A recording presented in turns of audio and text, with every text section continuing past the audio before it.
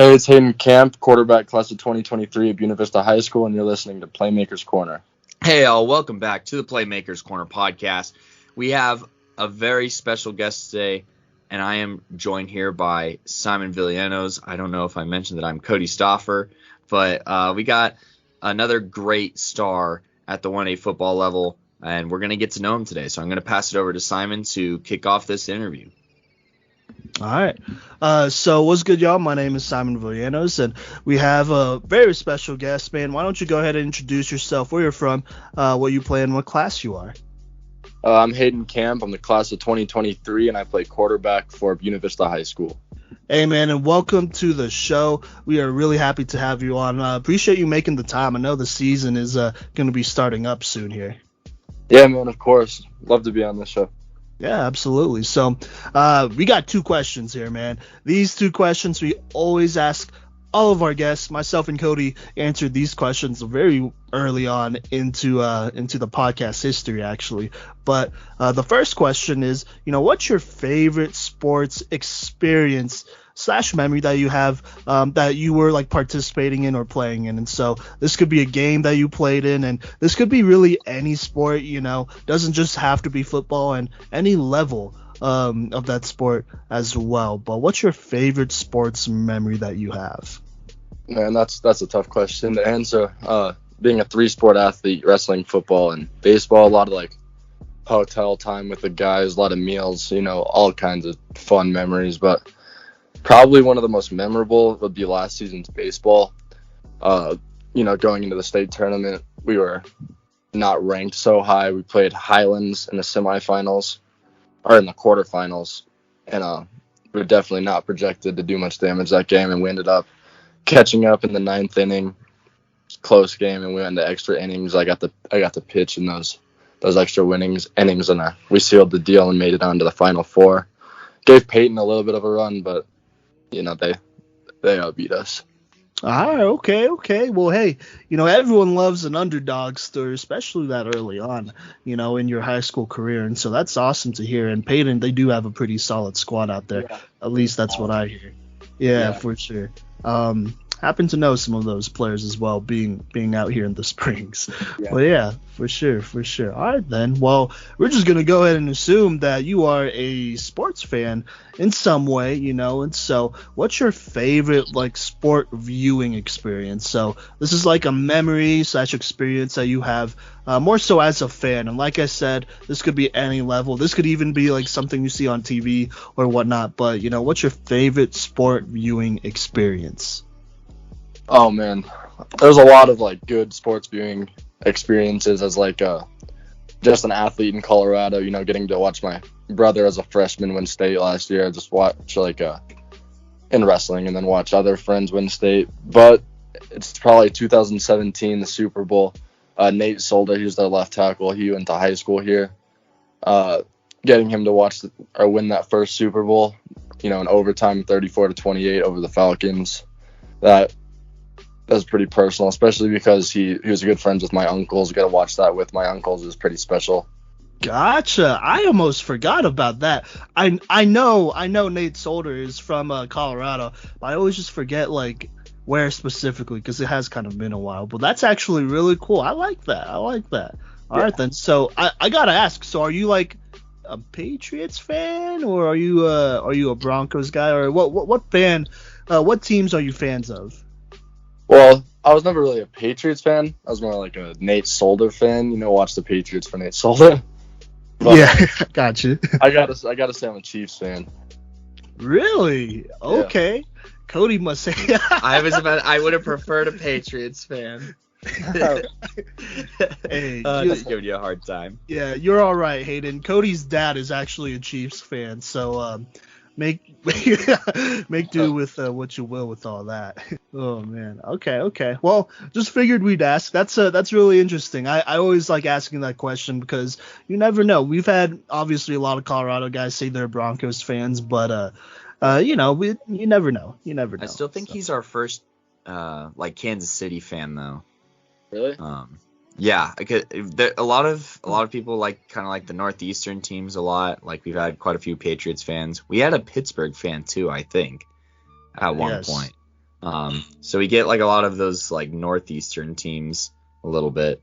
So yeah, and then obviously whenever we interview our girl football players, a lot of the best one are from Florida, so they're all like Tampa fans. So yeah. I don't know. It is what it is. Yesterday, I interviewed the Strasburg boys.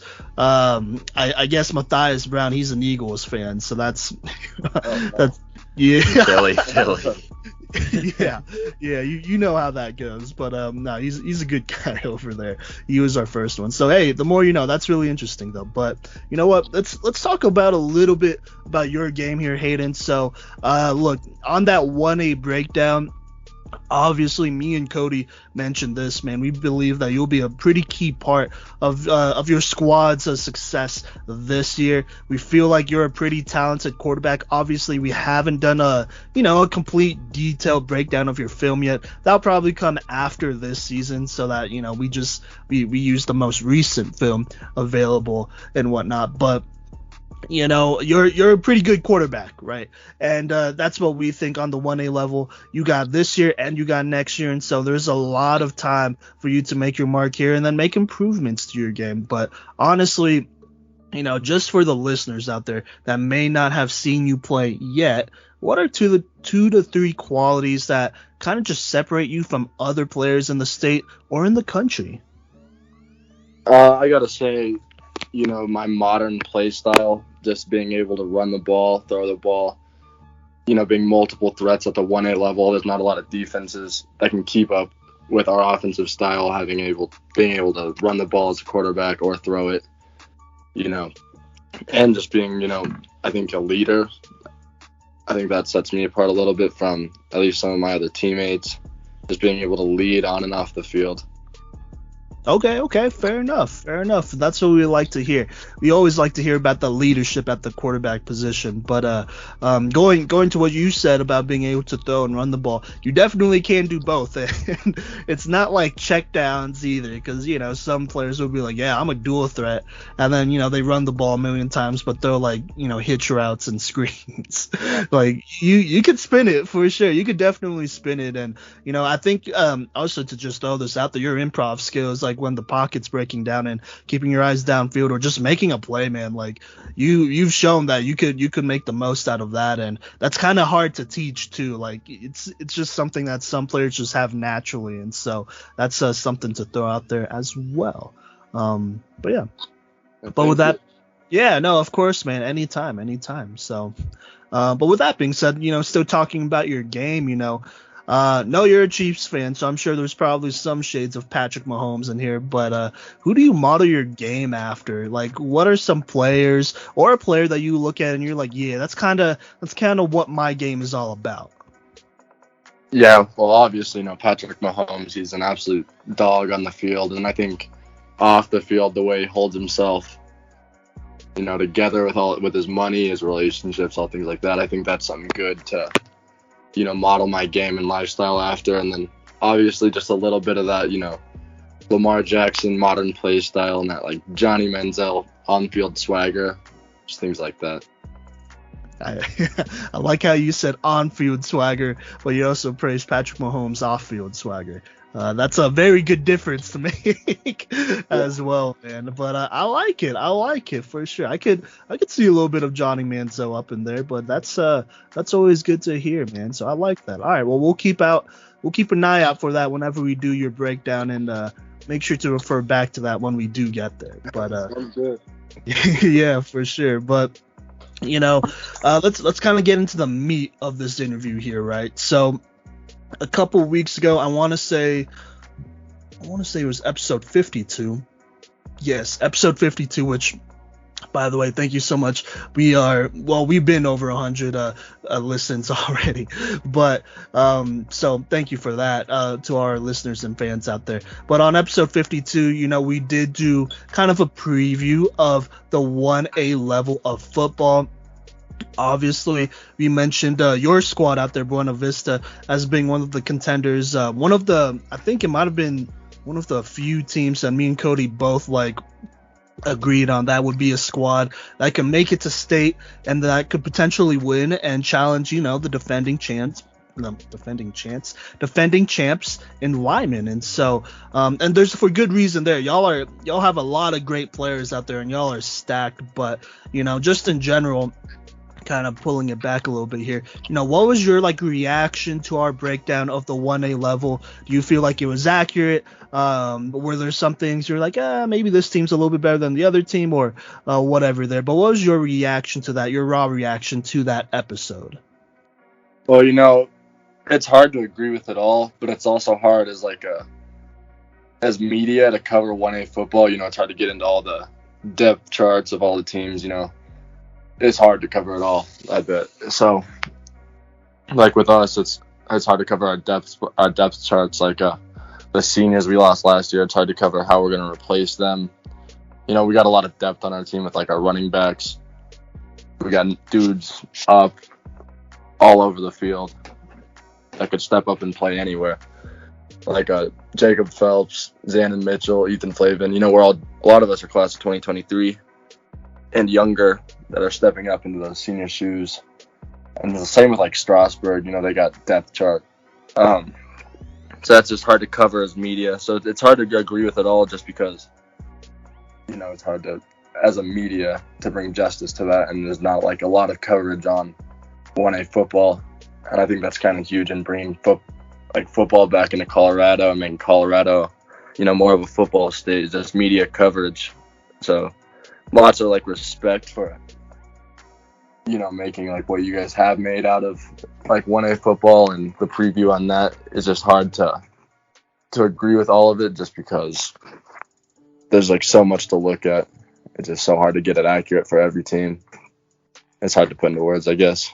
Yeah, no, I got you, man. And hey, that's a very fair, and I talked with the Strasburg boys literally yesterday, and we got some things hashed out. Actually, when this interview comes out, it'll probably be with their interview, or at least whenever we release y'all's interviews, it'll be in close proximity time wise. But no, you're right, and I talked with the Strasburg boys, and they let me know about some things, and I totally agree, and obviously. They got a dude over there in Landon Martin. Me and Cody are actually very familiar with him and his brother, Connor Martin, specifically over at UNC. And, obviously they have a strong line. And so, yeah, you're right. There are definitely some teams that will be stronger than others for sure.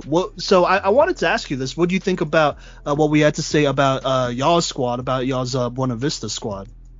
I think it's pretty accurate.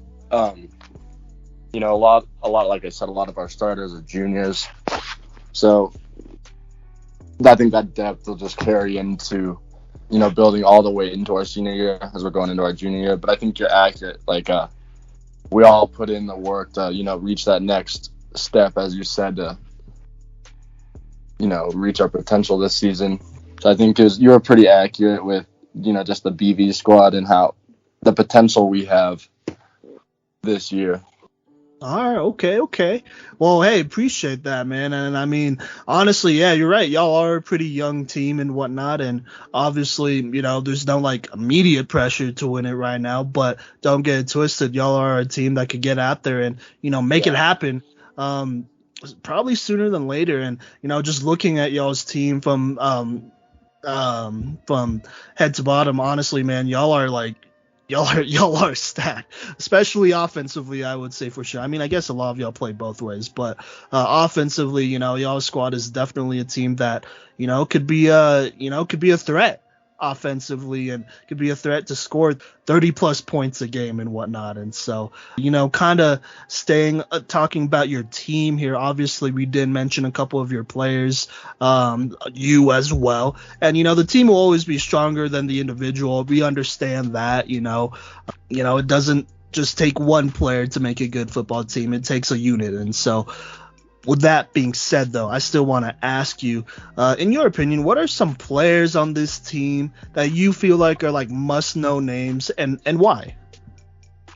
Tam Flowers, he's one of our wide receivers this year. He didn't really get his opportunity to shine last year, being our sophomore year, just because Luke Revis, who's one of our seniors, who's an absolute dog at receiver and at cornerback. He's gone now, but I think Tam at receiver will more than fill his shoes, in my opinion. And then Orion Hurley taking his spot at cornerback. Orion, he can eat there too. And then Xandon Mitchell stepping into that fullback spot where Caden McPhee was. We scrimmaged Pagosa, Buena Vista, and center yesterday, and Xandon, he showed out and more than achieved what we thought he would. Tucker Storm's receiver from last year, he's returning, and he same as last year, just more time, more one-on-one time with me this summer, and then Ethan Flavin, he'll get his chance to start at a sweeper position this year. He's fast, hits hard.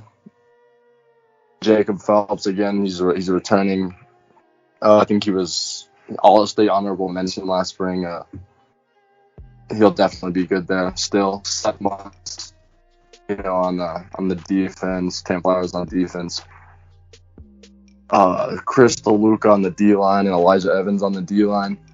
Again, we got, and then behind those guys, we got depth. We got guys that can step into those shoes at any moment. Guys that could probably start on a majority of other 1A teams. They're in like the second string position, third string position here.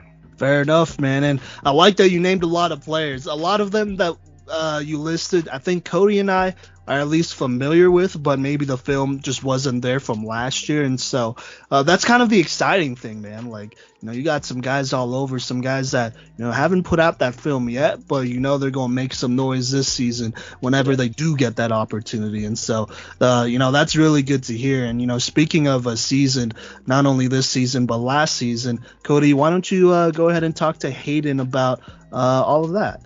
Yeah, gladly. So, hey, Haden, it's Kodey back from the beginning of the episode, coming to talk to you kind of about how last season went and some things that, this team may have learned. I mean, looking at last season's schedule, y'all breezed through the regular season. You scored over 40 points literally every single week. And the other team, there's only one team that scored double-digit points against y'all. So y'all were dominant last season. And even up into the playoffs when you faced Clear Creek, you put a whooping on them, right? So you basically just stomp through this entire spring schedule here. And you guys eventually fall to Manitou Springs, who goes on to win the state championship. They had the player of the year out there, at wide receiver, making plays. You guys lose a really close game here, 20-17. And I was also looking at y'all's 2019 schedule, and it looks like you were a freshman. Correct me if I'm wrong, when y'all lost in the opening round to Meeker. But it looks like this is when y'all were just starting to get your footing and starting to establish yourselves as, the dominant powerhouse that you've come to become now. What are some things that you learn from, this other season here 2 years ago in 2019 when you're a freshman and you're watching, the game and you guys lose to Meeker? And then what are some things you learn as a player from last season, this spring season, breezing through the schedule and losing to the eventual state champs? And how do you apply those things that you learned to this upcoming season? Right. So 2019 season, we played Meeker. When we played Meeker, I actually started at strong safety and sweeper for us that game. But I think that whole season and, that game was kind of learning where us 2023 dudes, us 2022 dudes stand with each other and stand in the state, and just kind of got our foot in to start to build up and reach our potential. And then we applying that into, last season. Wasn't like the toughest schedule possible, but we applied that just to, know where we all belong, know what, trusting each other, letting each other do our own jobs. And that carried us all the way, through to Manitou. And then they got their basketball dudes back, like Isaiah Thomas. He ran all over us. Joe Armour, that 6'7" wide receiver. There's not a whole lot you can really do about that. So I think just using that, how far we've came, keep putting in time, just turning that loss into fuel, lighting that fire under us this season, which we all have, every day this summer. 90% of our starting squad has been to the field. Yeah, absolutely. You gotta they're part of, a lot of state championships is the narrative and the story behind it. And so, that's a huge reason too why we want to get these 1A interviews going, because there really is just not too much, coverage, right? So opening up, kind of these storylines and things that are happening and how it's fueling you guys is exactly what we're trying to do with these interviews. So we appreciate you sharing that. And I guess, is there anything that you think people outside of Buena Vista don't know that maybe they should know? Because, when we did the Miles Sprague interview, he talked about how, when they went to Lyman to start the playoffs last fall, COVID, they only had like 17 players to go there. And that's just stuff that, people won't know unless you tell them directly from the source. So I wanted to ask if there is anything that, think that probably should be known about, what'd you say it was, BV squad? Is that how you, BV squad? Is that how we refer to Buena Vista? I like that a lot. About the squad last season, or anything that you think they should know about this season that maybe otherwise they wouldn't know, other than like the players that you told Simon about earlier. Yeah, I guess kind of just our our mentality, our work ethic coming into this season. A lot of the teams will look at it like, or not take our like talents or our work ethic as serious just because we played spring league last year. They may not think we're such a serious contender, but I'm gonna let this season speak for itself. We're definitely coming. We're definitely coming to do some damage to these lineman boys, all these these bigger, higher ranked teams. I think our name's out there. I don't think we're gonna be slept on too much, but spring league or not, I think we're a contender this year. Yeah, y'all here to play. Yep. I love to hear that, and I appreciate that your case for contender, has kind of been made throughout this episode by both us and yourself a little bit. But I guess I just want to hear, is it just the work ethic, or I guess what does a shortened off season kind of look like? When you play in the spring league and then immediately turn around and play in the fall, do you kind of like that you don't have as much of a break period between like your last season and this upcoming season? Do you think that helps make you a stronger contender, or what are some other things that make y'all a strong contender? Oh yeah, coming right out of last season, we gave times to let our bodies heal, let our minds heal off of that loss and that that much sports in such little time, and then we were right back at it, like right at the field with the team. Every day was optional, but everyone showed up. Every weekend we got 7-on-7s going. We got just time at the field multiple days every single week, and it's just, we're fresh, man. Everything is just like, it's just picking up where we left off last year. We're not relearning anything. Our starting defense, starting offense is crisp still, and it's only going to go uphill from here. Like yesterday when we scrimmaged Buena Vista Center and Pagosa Springs, we whipped up on all three of them. Just, we were so crisp, and we knew what we were doing right off, every snap. Hey, that's awesome. We appreciate, the inside look into those scrimmages as well. So excited for this BV squad coming up this season, but gonna kind of dial it back to the individual level and just kind of ask you, I guess, what has, or how has the recruiting journey been for you? And because you talked about it a little bit earlier, there is just not a lot of coverage on 1A football. And Simon and I know with where Colorado football is right now and stuff like that, that it's definitely significantly harder to turn heads, even for a player such as yourself, who's just a dynamic dual threat, both running and passing the football. It's just hard to get that attention at the 1A level. So kind of how has recruiting been for you, and what resources have helped you, if any? Yeah, like you said, it's hard in, Colorado, especially at the 1A level, to get attention, get that media coverage.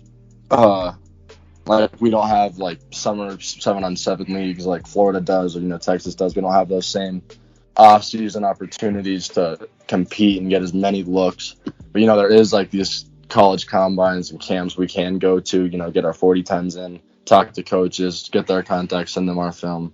But again, it's hard to turn their heads even with that. So I've done what I could, just individually trying to, send it out on Twitter, follow coaches, talk to coaches, and then through National Prospect ID, I'm a top 500 recruit, through those guys at NPID.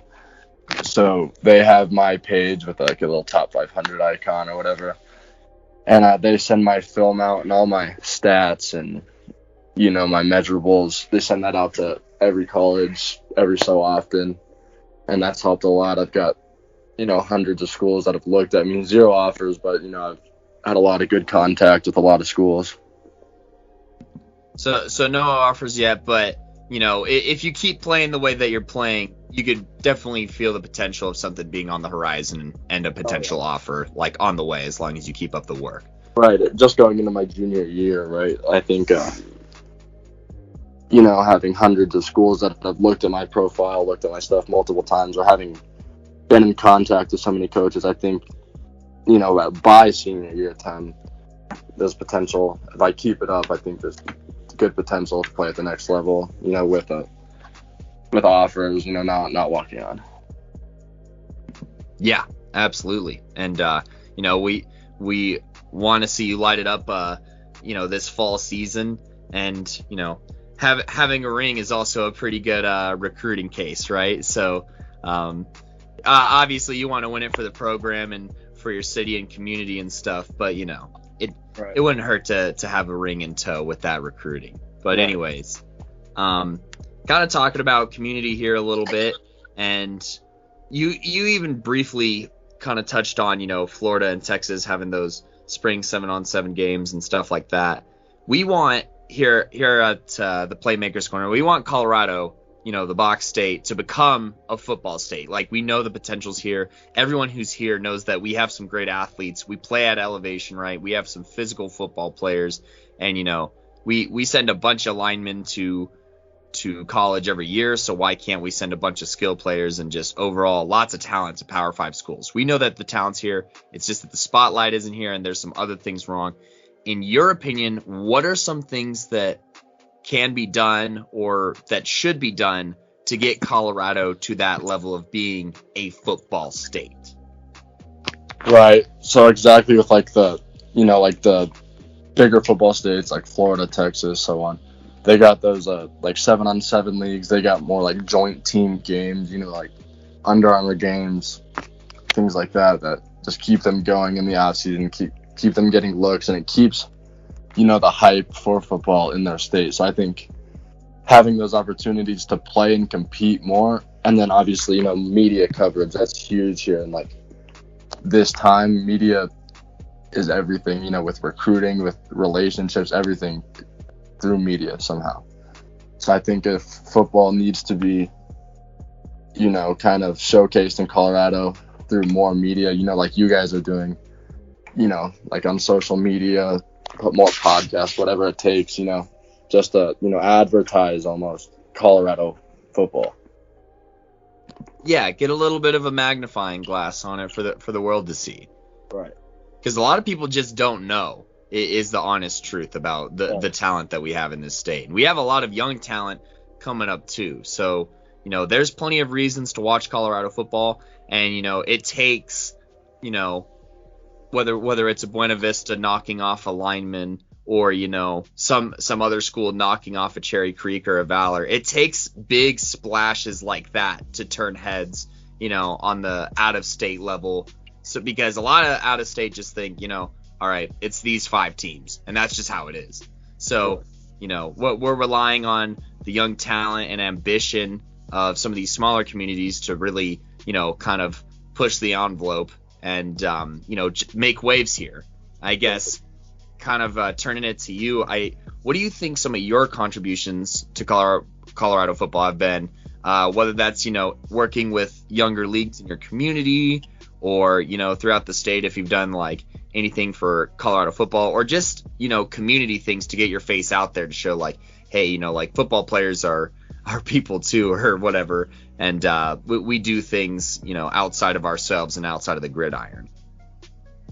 Yeah, so I think at least for like our school, getting our names out there, in our community, small town football, we learn about, the importance of hard work, the importance of community. So we have a lot of opportunities to help out the community, help families in our community with things, and that gets our name, to the community, helps them support us when we support them, pretty much. So that really, helps us get seen just from our community, gets, kind of our fan base, our support base up, and then, like throughout the state, just going to these camps or whatever you can with your, guys from your football team or just individually, and just repping out your school, your name the best you can.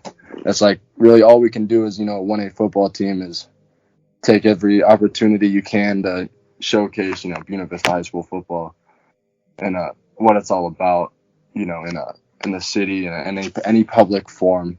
Yeah, just getting that name out there, really. Right. Kind of looking ahead to the future here a little bit and asking some advice as we get near the end of this interview.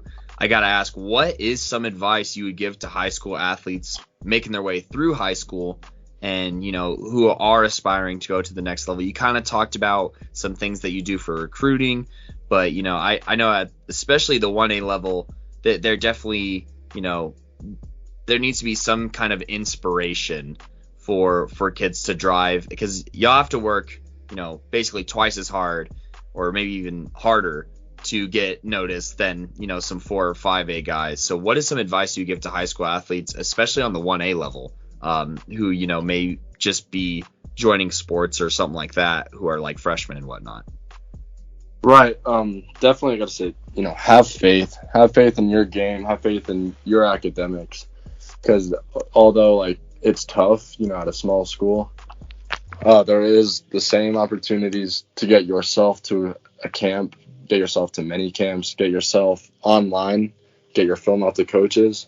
Yeah, you're not this 5A star, but you have this opportunity to go perform on the football field and get it to coaches. You can control what you can control. It's all about, accountability, holding yourself to, setting it to coaches, going to camps. And then academically, I think one of the most important things for me was, taking middle school academics seriously, because although the grades may not be the biggest deal you get in middle school, they can be, but holding yourself accountable and, building those habits going into high school are so important, because, you come straight out of middle school and freshman year hits and it matters. And a lot of people mess their GPA up their freshman year, and it's hard to recover from. So, once you get into high school, once you're in middle school, taking these academics serious and not letting it slip early on, because ultimately that's going to play a huge factor into, colleges, just maintaining that GPA. So my biggest tips would be to have faith in your game and hold yourself accountable in your recruiting process, and then handle business in the classroom all 4 years, every single month of the school year. Handle that GPA and don't let it slip. Yeah, absolutely. It's been a minute since I think someone, unless the Strasburg boys talked about it yesterday, Simon, but it's at least been a minute since I've heard an interview where they stressed academics, at least to how much I think they should be stressed. And I appreciate you bringing it up, and that's a great point. Take middle school seriously, otherwise you probably won't be ready to take high school seriously, and that's something that some young athletes definitely need to hear. Right. I didn't completely burn down my GPA freshman year, but I definitely should have been a little bit more dialed in. I'll admit that. So, because middle school, you could definitely get by just showing up, basically, and right. In high school, you got to try a little bit harder than that, and you have that drive and, like you said, the faith. I really like the way you worded that. Have faith in your athletics, have faith in your academics, and you got to invest in that faith with hard work too. Right, and like those academic things and like getting your name out there, that goes hand in hand with being a positive outlook on yourself, your community, and your school. So not only are you helping yourself, but especially these small schools, one big name or a couple big names that are doing things right on and off the field, that's such a positive impact on your team, like the support you get as your team, just like the outlook on your team in general. It impacts who's going to be there Friday night. If we got a bunch of just jerks on the team, nobody's going to be there Friday night in a small town. Everyone knows what kind of dudes are on the team, but we want to be dudes that the community can support and would want to support. Just because it's such a small community, everyone knows everyone. Yeah, it's bigger than you. Right. Hey, that's it. That's a great point, and something that also hasn't been talked about too much. So thank you for bringing that up as well. Right. Be a good person. Yeah. It seems like it's something everyone should know, but it's actually great advice because not everyone just gets it. Yeah, be a respectable dude throughout high school. It's gonna help a lot. Absolutely. And now we're getting towards the end of this interview. We just want to give you some time to you're very respectful, and I could tell that you're very grateful and reflective as well, just based off of your response to this interview. And we want to give you some time to shout out anyone who's been important to your athletic or academic career so far, and just some people that you'd like to thank on the show. This is friends, family, coaches, or fellow players alike. Whoever you want to say thank you to, please take all the time that you need. Oh man, I could do this for hours and hours, but obviously my parents, they're my heroes. They got divorced when I was in middle school, but there's just been so much drama in my personal life with them, and they've kept it out of my way just so I can focus on what I need to focus on. They've dealt with all these issues that can easily take away like sports for me or anything. They've kept that out of my vision, let me focus on what I need to focus on, and they've just used that to teach me life lessons and develop a man. And then obviously my teammates pushing me all the time to be to deliver what I have the potential to deliver, and just build that relationship with them. And then obviously my mentors, coaches like Coach Flavin, Coach Perrin, my wrestling coach, Coach Todd, like Craig Cardwell. He's just a dude in our community that I look up to a lot. But those guys can teach you. They just teach me so much, and they've helped me out with so much. Our school program here, sports is more of a developing a good man through sports. There's the bigger picture in high school sports rather than just trying to win football games and being a successful athlete. We have coaches trying to.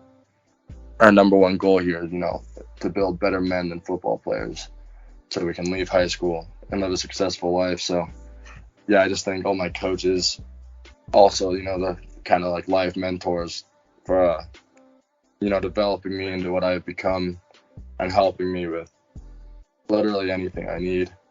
Yeah, those are all good people to shout out there. And, I appreciate you taking the time and taking it seriously. Obviously, I agree with those football coaches, aspiring to, make better men than football players. That's definitely or better people than football players. That's definitely a part of my coaching philosophy. So I love to hear that and love that it's a shared sentiment over there at BV. Yeah. So unless Simon has anything to add on here, Simon, do you have any other questions for Haden here? Or Haden, do you have anything that you'd like to add on here at the end of this interview that you think people should know or whatever?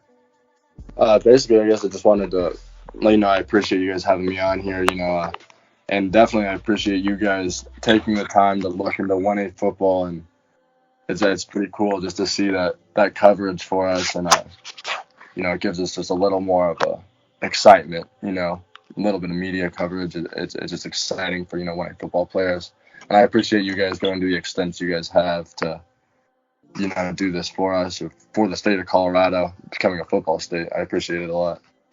Yeah, man. Yeah, hey. man. Oh, sorry. Go ahead, Kodey. I was just gonna say we love to do it, and we love to do it for athletes and good people such as yourself and a lot of other athletes who deserve the opportunity. All these up and coming kiddos. But anyways, go ahead, Simon. Yeah, my bad about that. But yeah, man, hey, no problem at all. I mean, I was saying this with the Strasburg boys yesterday. Like, look, obviously we want Colorado to be a football state, but it can't just be the 5A schools that are known. It can't just be like the 4A schools that are known. Like, fine, that's cool, but like, just like any good football team, you need depth, right? And so for us to put on y'all 1A players in this 1A division that is very talented and, at least in my opinion, has a good number of players on each squad that can go on and play on the next level.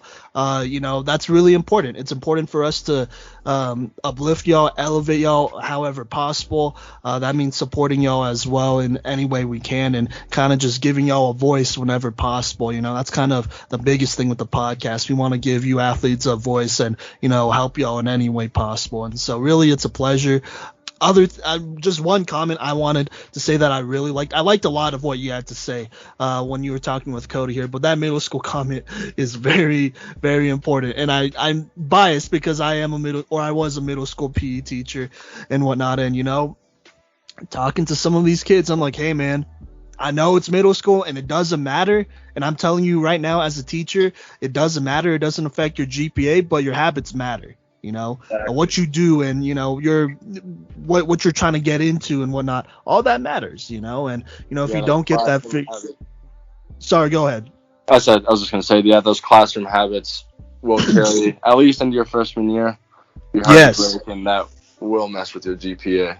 Oh, yeah, absolutely, man. Momentum's everything, honestly, You could either be right in it and, be good and whatnot, and you just rolling through high school and it's easy and whatnot, or you got lazy and you trip up a little bit here or there, and that's not to say you can't make it up later, but it's a lot easier to have a good base and maintain that, and then if you want try to elevate that in your senior year rather than you're playing catch up for 4 years straight, right? That's not that's just not a situation you want to be in. And so love that you brought that up academically, man. And also hey, if you have a good GPA, then you still get scholarship money. You still get money for college.